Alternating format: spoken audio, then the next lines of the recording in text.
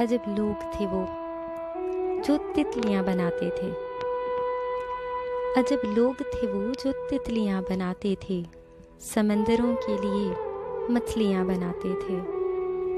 میرے قبیلے میں تعلیم کا رواج نہ تھا، میرے قبیلے میں تعلیم کا رواج نہ تھا، میرے بزرگ مگر تختیاں بناتے تھے۔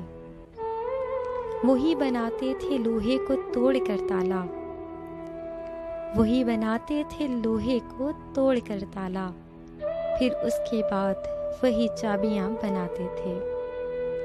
فضول وقت میں سارے شیشہ گر مل کر، فضول وقت میں سارے شیشہ گر مل کر سہاگنوں کے لیے چوڑیاں بناتے تھے۔